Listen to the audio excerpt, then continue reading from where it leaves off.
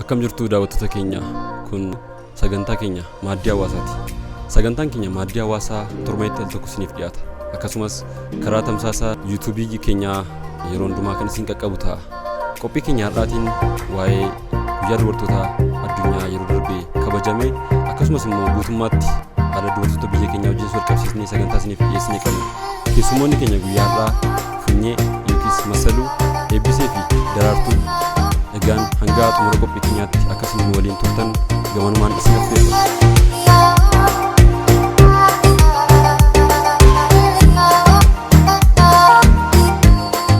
Egaan Daraartuu sagantaa keenya jalqabnee jirra. Bagattiin isin ga'e isiniin jechuun barbaada. Yeroo darbee guyyaa dubartoota addunyaa kan bitootessa 8 yookiis Maarch 8 kabajanii jirtu. Jireenya Oromoo keessatti wanti dubartii wajjin waliin qabanne jira jedhee yaada. Uumama malee Oromoo qofa miti. Uumamti dubartii wajjin waliin qaban. Okay. Kanaaf isa kana wal qabsiistanii ani carraa haasaa isiniif ilaalladha. Sagantichi guyyichis kan keessanii sagantichis kan keessanii 1908 bara 1908 natti fakkaata. Dubartootuma ofuma isaanii daabboof nagaa barbaannaa jedhanii makaaniiti. Daabboo sakamee jechuudha. Daabboon sookoof soorgoo qabu waan ta'eef daabboo sakamee fechaa naan galu. Inni kun adda nuuf hafuume. Eekki garuu dhugaan jechuun isa qabsoonni dubartii ayyaana dubartii addatti Maarch 8 dura seenaa baay'eetu jira. Garuu isheen dhumaa fi ijoo taate kan recent intana Maarch 8 dhaaf akka dhufu kan ta'e garuu dubartoonni qabsoosan filannootti hirmaachuu qabna.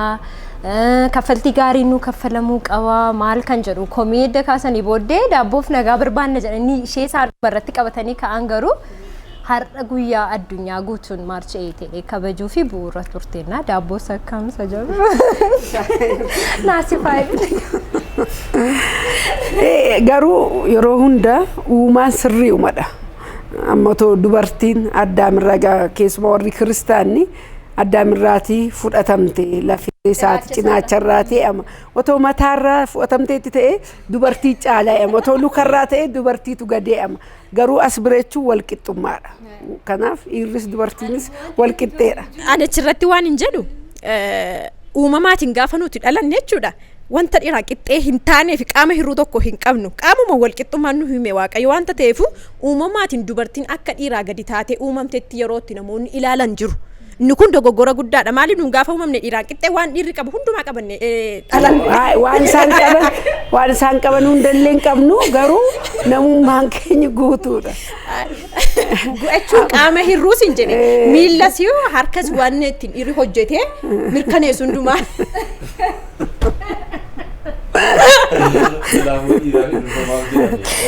Inni kun koorniyaa irratti dhaaga. Amma lafi isin naqaa jirtan hojiidhaan jechuudha. Wanta dhiirri hojjetu kan dubartiin hin hojjenne mee maaltu jira isa kanarratti mee naa kaasa. Isa kan kallattii hojii ni kaasaa jira. Wanta hojii dhiirri hojjetu dubartiin hojjechuu hin dandeessu jedhamee kan daangeffame jiraate. Isa caalaan garuu kan nuti tolu tokko gaafa wantoonni nama fakkeenyaaf televezyiiniin ni dura baay'ee guddaadha. Durri sabana keenya jirtu. Isheen duraa xiqqoodha ni dagatee garuu dudduuba xiqqoodha. Isa amma garuu baay'ee advaansed deessii babbareedaa miti. Dubartiin advaansed creature uumama irraati. An beekan just modern advance waan ta'e wanti hundumtuu gaafa haaraa deemu yookaan marsa maxxansa lammaffaa maal gaafa jedhu caala kwalitii ta'aa deemu. Dogoggoree jechuun baay'ee garuu isa sana irratti waan hanquu baay'ee isaan irratti argee nurratti guutuu sayyuu beekumsa waaqayyootiin guutuu taane warra uumamne waan ta'eef we are advanced creature. Garuu lamaan keenya yoo walumaan taane aguunna. Dubartiinis kophaa yoo taatu hin bareeddu, dhiirris kophaa yoo ta'u hin bareedu, waliin ta'uu keenyatu nama guutuu ta'a. Garuu isaanirra nuti we are advanced. Amma gaas warra seeraati amma ko seera mirga koo bitaa koo itteetu dubartiin amma ishee diiguu jalqabde ergi mirga dubartootaa odeeffamu inni seera irratti odeeffamu mana keessatti si jiraachisuu hin danda'u. Amala irsi kee qabuuf amala irsi koo qabu garaagaridha. Sigale seerri garuu kan tumu dubartii hundaaf dubartoota warra baratte dubartii moderna taateef malee mirgiyyuu barbaachisaa miti an akka kootti. Ani akka karaa ilaalcha dhugaadhaan dubartoota ofitti amanummaa qaban dubartoota mirgaaf dirqama isaanii beekan malee mirga kooti bakka anis ati iisifattee galta anis iisifadheen gala mirga kooti ani meeqatu gaa'ela isaa diige. Beeku mirgaaf dirqama ishee beeku qabdi dubartii. Inni dogoggora mootummaa keenyatti komachuu otoo hin taane akka ittiin as fiduu hin danda'u garuu gaafa mirga ishee itti himnu dubartiitti dirqama ishees faana gaafa itti himuu dadhabdu dhaqxee gaa'ela namaa diigda. Amma fakkeenyaaf dhimma dubartootaarra warri hojjetan akkana ta'een irsan qabanii baay'inaan isuma dhugaadha. Maal fudhatanii deemanii kana bakka mirga keeti iisifachuun buluun turuun jedhama malee dirqamni isa isheetti appilaayi godhan jiree isa miti seera miti jireenyi walii galteedha. Akkaataa wal hubachuudha. Warri keenyi maaliif harka abbaa manaatiin jiraatu? Warra abbooliitu waa hojjetee fida galii. Kanaaf dirqama yoonni bahi illee yoonni deeme yoonni irratti fuudhee deemuu hin dandeessu. Maaliif ijoollee ishee kan itti guddifattu galii karaa tokko qofaa ufa. Siigalee warri biyya baratan immoo abbaa manaa jiraates jiraachuu baates ofii jiraachuu danda'u. Konfidensii warra agaagulii akka keenyatu amma naqabaa naga isa yookaan mirga isaanii kabachiisne. Okaan akka warra keenya duriitti tole'anii hin bulle. Kanaaf yeroo hundanii dubartoota na yaaddeessa. Dhiirri umuriin irra hin darbu. Kana uumaa kenneef homaa gochuu hin dandeenyu. Yeroo barbaadetti fuudhuu danda'a. Maallaqaa qabaatu malee dulloo waggaa 60-70 durba fuudhuu danda'a. Dubartoonni garuu ergi heerumne deenyee boodallee dubartiin heerumtu abbaa qabdi. Kanaafis immoo qophii miti. Hawaasnu maatiinu waan kanaaf sin jajjabeessu. Akkama ijoollee keessee abbaa manaa watoo ergi heerumte nam tokko jaallatte hiiktee heerumuu hin dandeessu hawaasaaf etteeyyuu. Kanaaf ookaan beekuu qabu dubartoonni. Ookaan immoo akkuma warra keenya duraa callisanii tole'anii taa'is ka'is yoo jiraachuudha malee beekumsi xinnoo nama miti baay'ee. Ookaan beekuu qabda. Ookaan isa duriitti isa aadaatti buluu qabna. Ookaan akka dubartoota warra barate mooderni ta'uu qabna. Baay'inaan gaa'illi kan hiikamaa jiru waa'ee mirga dubartootaa hi'ameetu. Funyi asirratti waan hin jedhu mirga dubartootaa kana yoo nuti dubartoonni kallattiitti mirga keenya sana kabachiifannu yeroo itti dagannuudha malee yeroo tokko dubartiin gahumsa sirnaa qabdu bakka kamitti hojjettee akka dhiiraa waan hundumaa hojjettu yeroo tabbaa warra taa'ii anumaan tottoshii anumaan nyaachisi ijoollee koo kanuma naa dhiqi mana barumsaan naa geessi anniin hojjedhee fiduun gaaroo jedhu jira magga. Sirriidha. Inni kun maali beektaa? Inni abbaa isaarraa kanuma argaa guddate. Hiriyoota isaatu dubartoota manatti deebisee buna aara niitiin koo dursitee buna danfistee nan eegdu taanaan ani isa mari'atu akka uni mari'annu isaanis mari'achaa oolu. Lammaffaa immoo waan keessuma ijoolleen dhiirri Oromoo dubartoota hojjeta malee ittoo danfisuu buddeen tolchuu waa bisheessanii maatii nyaachisuu hin danda'an. Gaafa dubartiinis bakkee ooltu mana keessa kan qopheessu hojjettoonni irraa hammam akka nama gammachiisan hin beekna. Hammana keessa waa qopheessu ijoolleen hin miidhamti. Inni ko sirriidha amma achirratti amma mirgi dubartii kabajamaa jira namni atamma fakkeenyaaf baatee nagada gurgurachuu bitachuu daldaluus yoo ta'e barsiisuus yoo ta'e ogummaa qabduun hojjettee jiraachuu barbaadda maaliif waan baratteef waan dandeessu wanta sana immoo itti amantaa akka hojjettee ittiin jiraattu garuu gaafa mana keessaati dhiibboon akkanaasitti dhufu mirgi dubartii kabajamaa jira hin jenna asirratti. Asti garuu jechaadha. Mirgaa fi ga'ee isa jedhu gargar baasuutu nurra jiraata. Ga'een dubartii fi mirgi dubartii wal fakkaatus wal addas. Gaheen dubartii gahee isheeti, gaheen dhiiraa gahee mataa isaati. Uumamni kan kenniteef jira. Akkasumatti dandeettiidhumaan fakkeenyaaf dubartiin tokko bakka dhiirri dhaabbate jedhamus kan dhaabbattu jirti miti. Akka jechuun waan dhiirri godhu jedhamee yaadamu hojiidhaan maaliin kan dhiirarraa expect goonu kan dubartiin gootee akka dhiiraati isheen jedhamee soosaayitiin akkasitti isaan beeku hin jiraata. Gahee fi mirgi wal adda. Anaaf jechaadha. Walaa dubbisaniyyuu malee jechuudha. Abbaan manaa haadha manaasaa hajaallatuun gahee isaati jechaadha. Isheen immoo hakabajjuun immoo gahee kooti. Isheen ajibbitu kan jedhamu garuu achirra isheenis jaallachuu qabdi. Jaallatte inni man jiraata lamaan isaa commonly wanti isaa walitti qaban jira. Yoo jaallachuu baattes hin jiraatti maa. Rakkoon qabu. Jaalalli gam tokko akkam. Jaalalli gam tokko.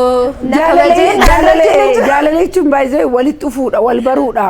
Yeroo wal bartu amma warri keenyi watumoo ijoollee waliin beekii waliif kennu sanyiitii wal filanii miti. gaa'ilichi garuu itti fufinsa qabaatee maatii horratee bakka guddaa ga'a. Qulqullummaa uumaan walitti dhufanne haati kee abbaan kee kan sii filu waanuma gaarii sii fila. Dubartittiin nama akkamii akka taate beekumsi isheen qabdu. Baay'ee dubartiin beekumsa qabaachuun jireenya irratti gaa'ila ishee irratti illee advaanteejii qaba. Ogummaa qabaachuun dubartoonni beekumsa hin qabne dubartoonni ogummaa hin qabne dhadhaa yookaan zayitii itti naquumti kan ittoo mi'eessu. Baay'istee naquun koo ikoonomiiyyuu miidhamta. Lammaffaa immoo warri dhiiraa hin jaallatu. Kanaaf hojii hojjechuunis amma uni aadaatiin jirraam ila. Amma kan jirru ilaanni dubartoonni haati isaanii Finfinnee keessatti alattee guddatte. Ijoolleen isaanii waa'ee mirga dubartootaa yoo odeessan itti bareeda. Uni garuu baadiyyaatti alannee tureef Finfinnee seenne. Aadaatiin jirra uni. Abbaan manaa koo dubartii yoon sa'aatii 6-7 galtu argeen beeku maaliif abbaa isaarraan argine kana. Inni qulqullaa deeme ijoollee keenya irratti yoo ta'e malee isuma takkumatti akka warra qaroome akka warra magaala Finfinnee keessa jiraatu isa appilaayi goonaadha amma gaa'ila nindiiramasii kaase gaa'ilaan raafamaa jiru isa fiilmii irratti arginu isa hannamoota keessummaa aqne warri Finfinnee itti jiraatanii isa fu'achuu barbaanna inni ta'u maaliif uni aadicha keessaan baane akka haati koo jiraatuttiin isan ilaalaa ture isan fidee ufee isa akka ishee soton ta'in akka warra mooderni soton ta'in akkuma keenyatti yoo xinnaate ijoollee durbaa lama qaba isaan baratanii jalqaba uf dandahanii ufitti amanamummaa qabaatanii hojii mataa isaanii qabu. Kan abbaa manaa heerumanii jaalalaaf daa'ima gochuuf malee hojii waan hin qabneef ikoonomiif itti heeruman. Dubartoonni keenya garuu inni hojii qabu dooktarriif injiinarri Oromoonni Finfinnee jiru aqee baadiyyaati ku'an fixxee kan teessu fidee ufa. Maa jechuun ijaa hojiis hin qabne ijaa maatiirras teessuuf Finfinnee galuu wayyaadha. Kun maa aadaadha kan inni je'e gochuun dirqamadha. Amma kana adda baafachuu qabna. Kan inni je'en gootu taanaan hin galte warra isheetti immoo deebitee galuun barbaaddu. Jireenya mataa ishee jalqabdeetti as bira waan argiteetti hamma kun addan baaneetti ammas walitti bu'insa ta'a malee furmaatan ta'u. Dubartiin ufitti amantu yoo abbaan manaa koos na hiike ofii koo jiraachuu hin danda'a. Ofii koo daa'ima koo nan guddisa maatii koo nan gargaara isheen jettu gorsa kanayyuu hin barbaaddu waaqaaf haa galatu isaan tokkuma durayyuu. Dubartii kolfaas sin kolfaa. Akka kulo akka keessan akkasitti barsiisanii dubartoonni bakka mirga kooti bitaa kooti. Dhuguma moo ofitti amanamummaa yoo qabaate yoo qabaate ofitti amanamummaan ofitti amanamummaan baay'ee hiyyeessi akkuma aadaatti jaarsummaarran taa'u hiyyeessi. Hiyyeessi jaarsummaarran taa'u hiyyeessi abbaa gadaan ta'u. Maaliif ishoo maaliif akka hin taane beektaa hiyyeessa namnuun filatu firruun filatu. Maaliif haan inni dubbatu amma sooressi callisee kolfe faana kolfu naman kolfisiisu wantichi. Abbaa gadaan immoo kan hiyyeessi hin filatamnee fi malaammaltummaaf saaxilama jedhamee sirna gadaa keessa jira. Kun garuu hojiif nama kakaasuuf dhageettii argachuuf maal jechuuf namni hojjechuu qabata jedhuuf namoonni baay'inaan kan hiyyoomanii sirni haalli siyaasaa hiyyoomsuu danda'a. Wanti garaagaraa hiyyoomsuu danda'a. Isaa ala garuu namni sammuu qabu namni ofitti amanamummaa qabu abadan inni hiyyoomu. Inni hiyyoomu. Hiyyummaan sammuu keessatti. Keenya waa'ee dhiirota keenyaatti gaafa deebinu jechaadha. Dubartiin ofitti amanamummaa qabdu dubartiin ija jabaattee dubbattu dubartii yaada ishee ibsattu jirti jedhee yaada taanaan aydaawota wanni amma keessumaa dubartoonni akkuma dhuunfaatti muuxannoo mataa koo isinitti himu abbaan manaa koo nama callisaadha baay'ee nama barateedha maachurdiidha inni hubata baay'ee beeka waan ta'eef garuu firoonni isaa haati koo gaafa uftu yoon hojiillee qabaadhe amma intarviirra jirra aduun dhiyaa jira miti haati koo gaafa uftu baay'een siqiqan guyyaa abbaan manaa koo jiru homanatti hin fakkaatu roon sagantaa koo fixuu yoo tokko faana shaayii bunna yoruman fixuun gala malee inni jira natti duta galeen beeku istiin naaw gaafa haati koo uftu gaafa firoonni isaa ufan garuu dafeen galaan sagantaa koo illee dhiise maaliif maayini niitiini irsa duuba galtu jettee haati koo innoo dura kee galee ati maal hojjetta duubaateetti maayetta si galee kuni naannootu hawaasatu si jalaa jeeqa Unimmoo akka warra kaanii qobaatti wal baafannee mitan jiraan maatii faana hawaasa faana maatii isaas maatii koo faanas jiraatta waan ta'eef isa kaleessa waggaa 40-50 keessa jiraatanii har'a garuu keessaa haquu hin dandeessu. Simoo isatu irsa'aa kana egaa ufuma hamma tokko hubachiista hamma tokko itti himta isaa booda jireenya mataa kee jiraatta. Inni yoo kana dandamachee darbuu baate gaa'illi sun keessa jechuudha. Kuni rumaa jalaan wanta fooyya'aa deemudha jedhee yaada. Haala ilama dubartoonni mirga yeroo kennamu kan itti turruufi sababni turru sababni uni baanu maatii keenyaaf waa fiduu qaba. Malee kuma jiru dubartoonni abbaan manaa isaanii dadhabee maa'ee oliif gad fiigee galii fidaa isaan garuu naanni bu'aaltii oduu mandara nama walitti naqaa oduu odeessaa oolan jiru. Isaan akkasii miti yeroo inni ufu qullubbii kukkutti sobde dubartoota akkasii otoo hin ta'in dubartiin isheen baatee ijoollee isheef waa fiddee ofti taanaan inni yeroo wayyaa bitu caammaa bittee yoo ta'e jajjabeessuu qabu. Dubartiin keessumaa immoo ani warra dhiiraa kan hin gorsu dubartiin hojii hojjechuu qabdi. Hojiin hojjettu taanaan dubbii funaanaa oolti isheen mandara keessa buna danfifatanii wal waamu isaafis nagaan kennitu ollaafis nagaan kennitu biyyaafis nagaan taatu. Isheen asii inni baadiyaa garuu amananii abbaan manaa isaanii jireenya isaaniiti hunda isaaniiti inni yoo jiraate malee yoo inni waa ta'e yoo inni dhiisfate illee kan yaaddahan jiru. Inni asii taaksii wal dhiibee halkan gala eessaa uf ta'etti dubbii an jalqabdi. Maaliif baatee rakkina taaksiin beektu waan ta'eef. Kanaaf yoo hojjetan yoo wal hubatan gaa'ilachuu wal hubachuudha malee dirqamas miti. Warri hojii qabaatanii konfidensii qaban immoo dubartii akkasiin barbaannu jedhanii rakkoon qabu haa dhiisu yoo fuudhuu baate inni guddaan ikkoo gaa'illi daa'ima horachuufidha. Daa'ima numa horatta. Amma barri isaa salphateera waan ta'eef hamma danda'e namni wal hubachuu qabaan jedhani karaa gammakoo malee inni seerri ani itti bulu daraartuun gaafa yeroo akka funyee sa'aatii 4 ittiin galaa yoo ta'e ilkaan keessirraa cabsuu danda'a. Maksafaa keessaa maksutii jiru. Maksonni jiru. Mee mammaasa sana keessaatti ani waa tokko yaadadhe dubartiin yoo barattee mootummaan dubartii karra cufaatti oolchaa dubartiin barattee maal gooti dubartiin golaa olitti kan jedhan akaakayyuu makoorraati dhagee sasaan jedhanii natti himaniiru abbaan koo natti himeera akkas jedhama. Ani immoo gaafan taa'u dhiirotarrayyuu harka caalaatti warri dhiiraa dhiifamanaaf godhaa malee dubartoonni barachuu qabu. Maaliif dudduuba keessa wanta jiru kana qulqulleessaa kan deemtu dubartiidha waan hundumaa. Akkuma jabinni keessan jiru yoo dubartiin isin duuba hin jiraanne qophummaatu isinitti dhaga'ama dhiira kamittiyyuu. Maaliif wal qabateeti al takka yoo karaa aangootti dhufne dhiira cimaa dudda duuba dubartii cimtuu jira jedhama. Yookaan gara qabsootti dhufne goota kan da'u dubartiidha. Kan hundumaa kan godhu dubartiidha. Goota kana deessee biyyaaf laatti. Biyya kana kan bulchu dhiiradha. Dubartiinis hin bulchiti. Garuu haa ta'u irratti hojjetamaa hin jiru. Dubartiin akka isheen biyya bulchituudhaaf biyya kana keessatti hin argine.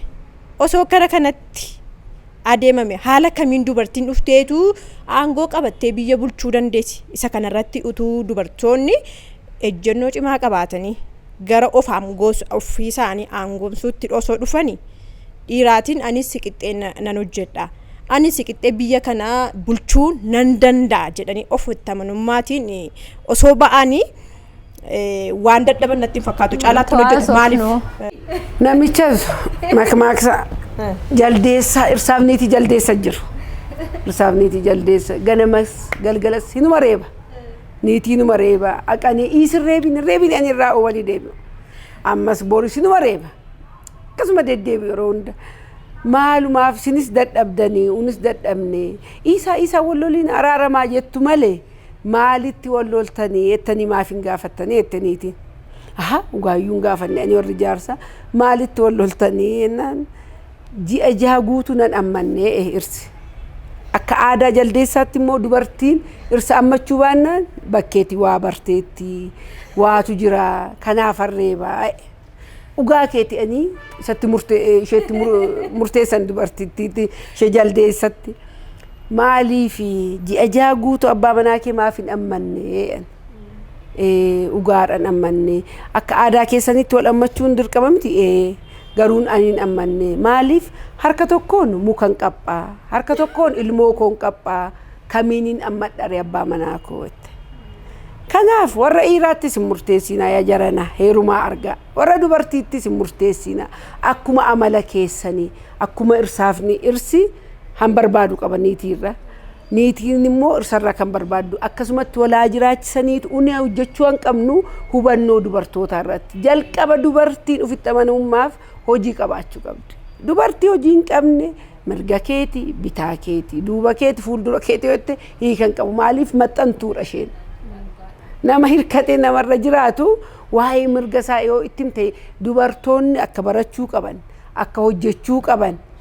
Sigale yoo carraa kana haalli mijaa'ee fi malee si achi odeessinee fixa. Angaruu jechuudha waa'ee mammaaksa amma kaasin irratti kan dura mammaaksa tokko jijjiirreerradhaan obbo Lammaa Magarsaa murtottee fi maaloodha gadi guggufanii baraaf murtottee gadi guggufanii darbusa jedhu isaan bisneerraa amma gadi jechuun barbaachisu itti deemnee qabsoofnee intana ta'udha jechaa ture. Amma waa'ee kan hafe amma gadi hin jedhamu.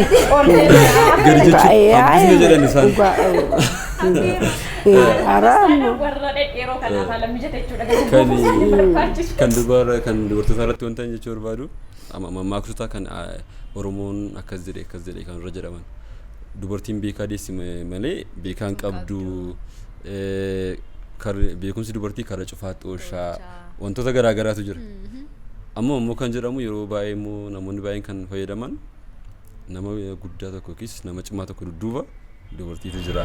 Tonkolenyaa duubas immoo dubartii jira. Amma dhiirota tonkolenyoota niitiin isaanis tonkolenyoota warri nama mi'a. Dudduuba jirti jedhamu. Hin mul'anne kaa isheen hin mul'anne. Amma fakkeenyaaf ati. Namoo akkasumatti itti fufuu qaba. Hafuuf akkuma feette hafuuf. Isa dhugaa qabuuf hin faradiini naaf akkuma feette hafuuf. Olis fufe gadis fufe numa farada.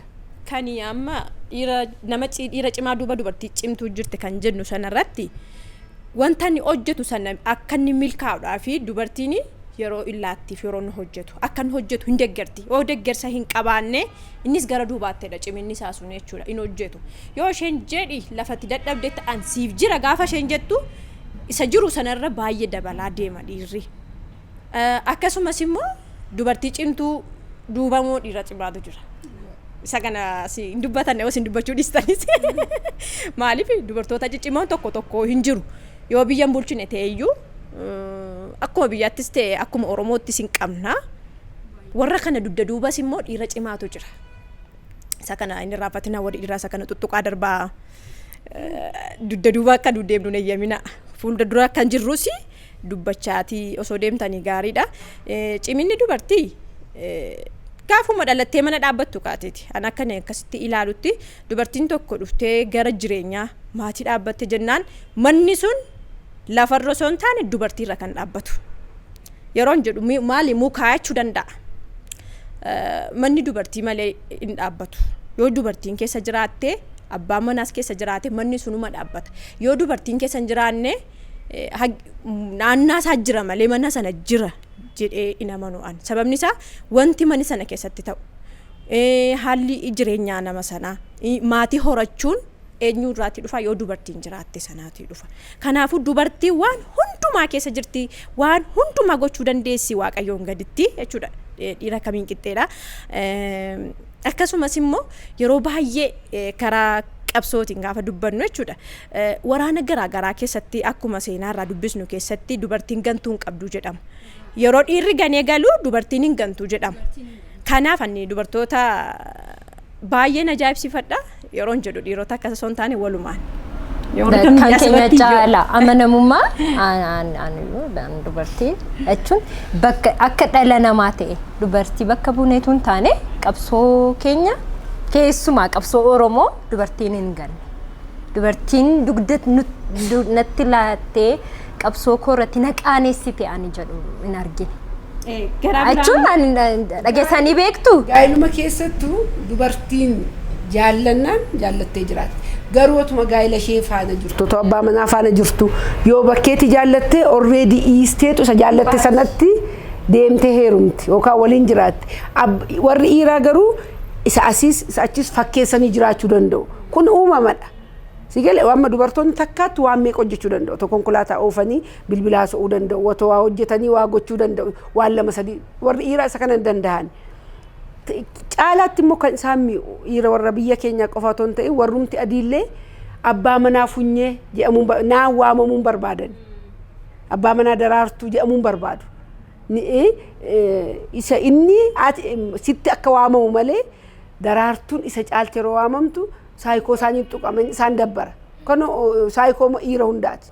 Kanaaf amma rakkina. Nama muraasa. Barbaachisuu fi barbaachisaa irratti immoo mormiin qaba. Maaf yoo jettani namni namummaa isaatiin gaadha. Ani gaafa dhiira jaalladhu namummaa isaati malee qabeenya isaa bifa isaa maal isaa miti.